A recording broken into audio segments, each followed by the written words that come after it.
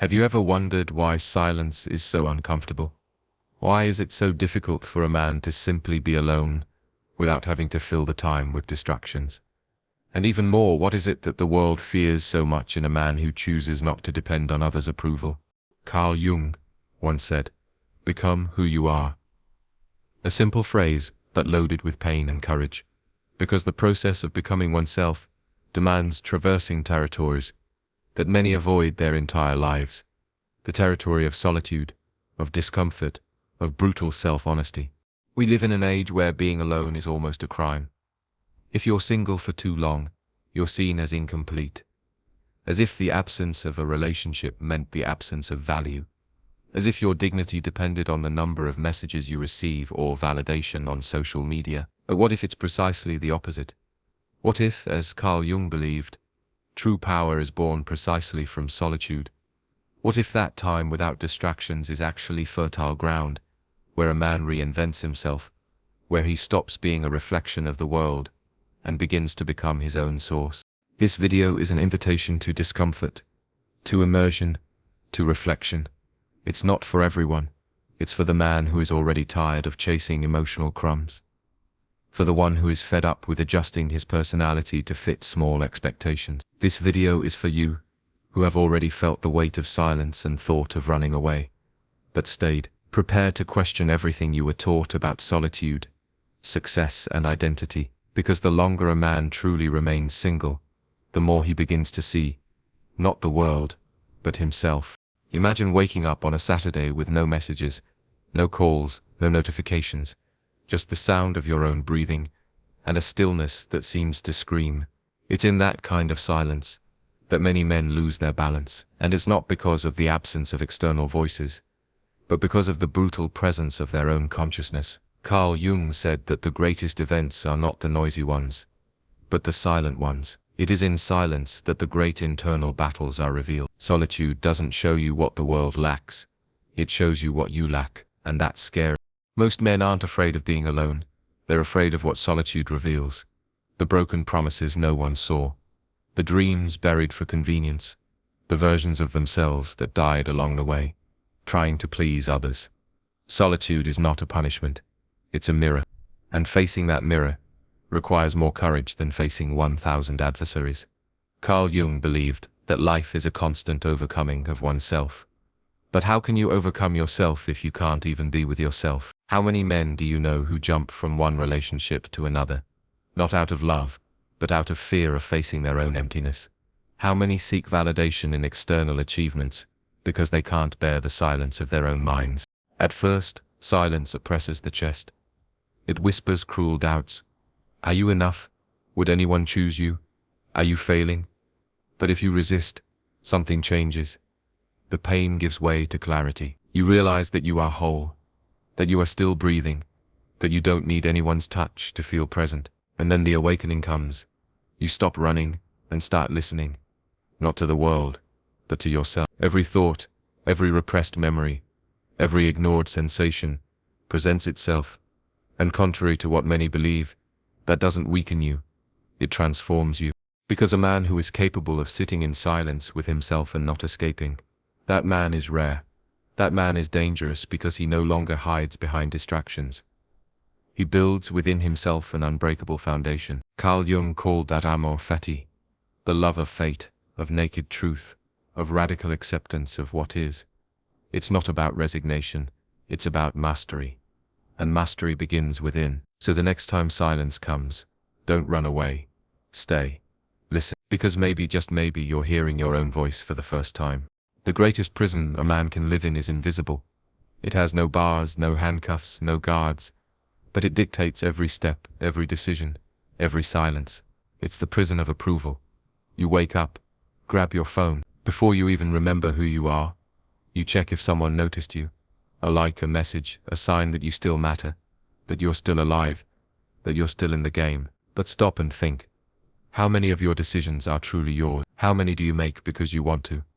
And how many out of fear of being rejected? Carl Jung was brutally honest in stating, the individual has always had to struggle to keep from being overwhelmed by the tribe.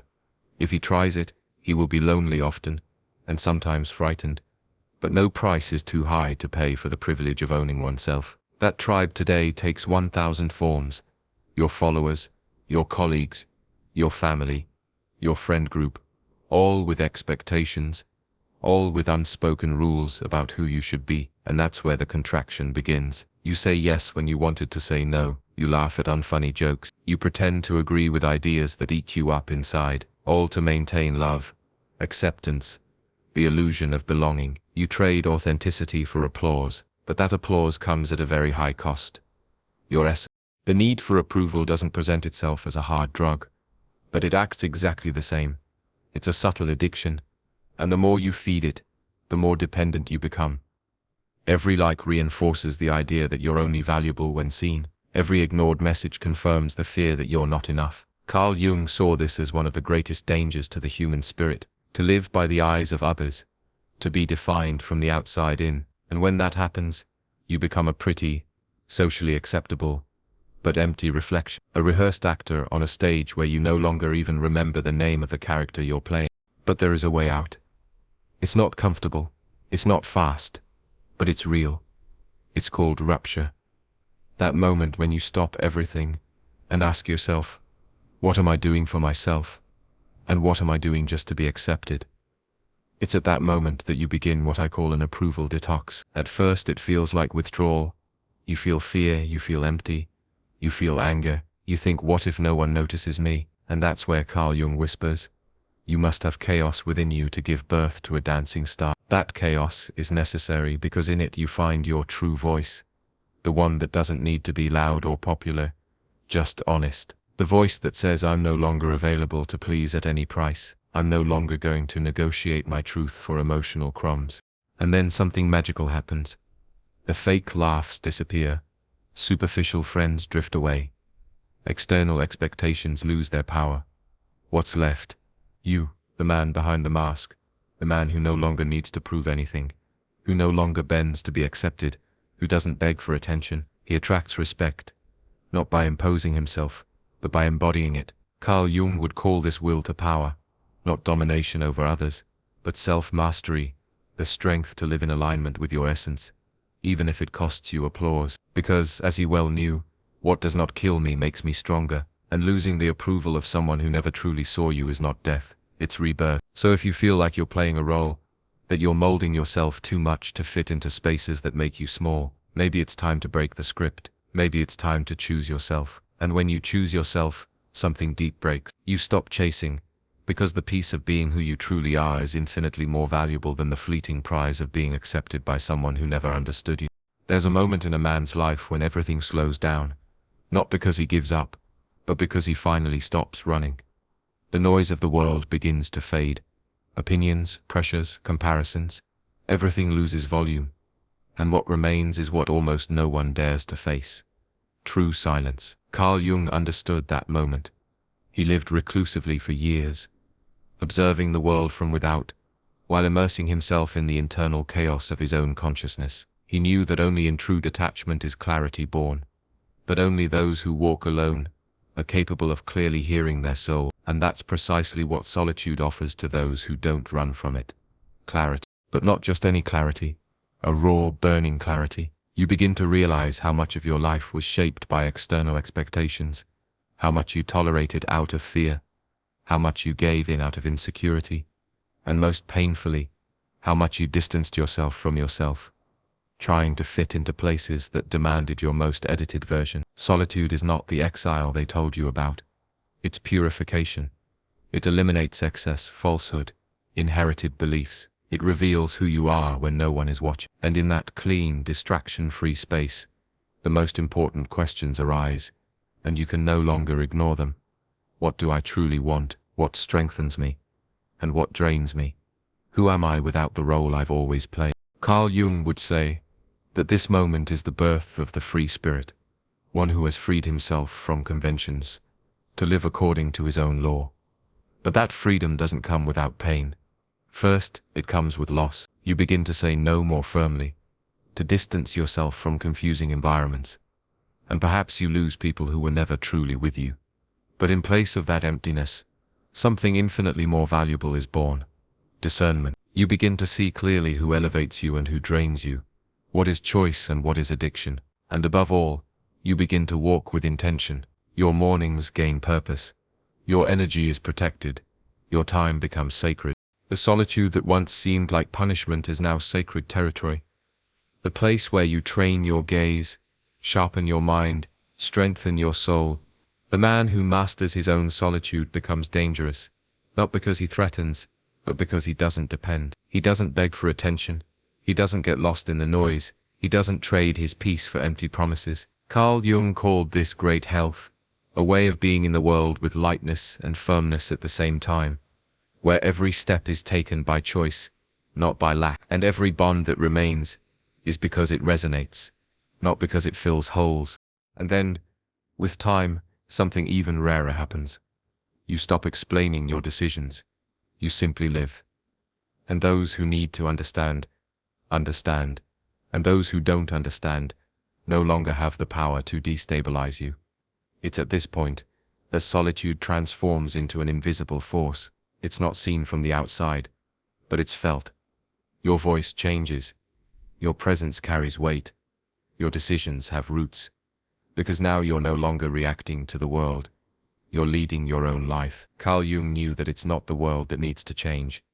It's man who needs to remember himself, and in that remembering, he reconstructs himself, not based on what others expect of him, but on what he demands of himself.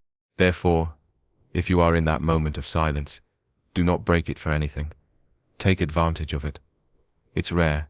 It's in it that you discover not only what you need to leave behind, but above all, who you are ready to become. There's a silent transformation that occurs when a man spends too much time without being distracted by superficial relationships, without running after approval, without hiding in the crowd. At first it seems like a withdrawal from the world, but little by little he realizes he's not running from anything, he's returning home. Carl Jung said, "What is great in man is that he is a bridge and not an end, a bridge between what was and what he is destined to be." This transition doesn't happen when everything is comfortable, but when he allows himself to collapse internally so that something more authentic can emerge. And that's what prolonged singleness allows, dismantling, brick by brick, all the false versions that the world forced you to build. There's no longer the need to seem interesting, to adjust yourself to please, to meet the expectations that always suffocated you. In that emptiness, something new grows, something solid. True identity is not molded by applause. It is born from the courage of being in solitude. The man who decides to remain alone long enough begins to hear parts of himself that were silenced since childhood. That creative impulse, that vision of the future, that intuition that was always repressed by the fear of seeming too strange. It is in this return to the center that true masculinity is strengthened, not the one based on brute force or control, but on silent integrity. The man who knows who he is doesn't need to shout. His presence is firm because he's not trying to impress. He's simply being. Carl Jung would call this man the Übermensch, the Superman, one who has overcome imposed morality and has become a creator of himself. But for that to happen, he first had to say no to everything that kept him domesticated. He had to endure the pain of being misunderstood, the loneliness of not following the herd, the fatigue of unlearning everything he was taught. And when that happens, something changes forever. This man doesn't chase women because he's no longer trying to fill voids. He doesn't get lost in social groups because he doesn't need an audience. He doesn't need to prove his worth. He has become the worth. People start to notice him. They don't know exactly what it is, but they feel it. There's a weight to his presence, a gaze that doesn't judge, but also doesn't beg, a silence that doesn't ask permission, but commands respect. And then the great irony of life happens. The man who no longer needed to be chosen begins to be naturally chosen by the quality of his connections, by the depth of his relationships, by the clarity in his walk. He doesn't seduce, he attracts, because his energy doesn't beg, it declares. But he isn't dazzled, because he now knows that everything true begins from within. What comes from outside will be welcomed, but never essential. His essence finally is intact. Carl Jung believed that the meaning of life is not found, it is created. And this man, by returning to himself, stops looking for a purpose to live and begins to live in such a way that everything becomes purpose. His routine, his decisions, his words, everything in harmony with who he has become. This is the man who no longer dims his light to fit in, who doesn't sabotage himself to please, who isn't ashamed to walk alone, because he now knows that walking alone isn't isolation, it's sovereignty. And perhaps, just perhaps, that singleness that so many fear is actually the most fertile stage for the blossoming of an indomitable soul. That time when a man stops being an echo and finally becomes a voice. Carl Jung provoked us to go beyond comfort, beyond masks, beyond what the world expects. And if there's one thing you should take away from this video, it's this: solitude is not the end, it's the beginning. The man who remains single for a long time, if he doesn't get lost in distractions, will find himself. He will no longer be the same, because where there was anxiety, now there is presence. Where there was a search for approval, now there is clarity. And where there was flight, now there is return. This man will not be understood by everyone, but he will be respected because he learned to respect himself. He stopped being a fragment scattered in everyone's hands and became whole, even if it cost him time, silence, and a long journey inward. Perhaps the world needs fewer men who seek acceptance and more men who choose authenticity. Perhaps, as Carl Jung said, man is something that must be overcome, and perhaps you are already ready for that. So I leave you with a question that doesn't demand an immediate answer, but it does demand courage. If you stopped running today, who would you find within yourself? If you've made it this far, I want to thank you in a way that perhaps only someone who has been through this can understand, because I too have been in that place, not the one of giving advice, but the other darker, more silent one. That moment when you realize that the life you're living isn't really yours, that the achievements are pretty but empty, that you receive praise but not recognition, that you are surrounded but profoundly alone. I remember one night in complete silence, sitting on the floor of the living room, with the lights off, nothing dramatic, just me and the echo of myself, and it was in that emptiness that I first heard the phrase that would change everything. You haven't even started living for real yet. It was there that my reconstruction began, and perhaps this video is that dark floor for you. If it is, welcome. Staying is harder than running, but it's also what transforms. Now I want to offer you something that isn't for just anyone, but it is for you who came here looking for deeper answers about who you are and where your life is going. I created something that goes beyond a book. I built a map for the soul, a manual that unites science, philosophy, and critical thinking to help you break mental patterns, question your identity, and rebuild yourself from the ground up. This is not an ebook of pretty phrases. It's a guide for those who can no longer bear to live on autopilot. If you feel that something inside you is asking for change, evolution, clarity, then this is your moment. Click on the pinned comment and access the manual of self-transformation now. Don't read it out of curiosity. Read it because your life depends on it. And if you decide to start this journey, you won't be the same person at the end of the road. If something here resonated with you, do this. Leave a comment below with something you're ready to let go of. Just one thing that's enough to take the first step. Now, if you're still waiting for a sign from life to start becoming who you truly are, here it is.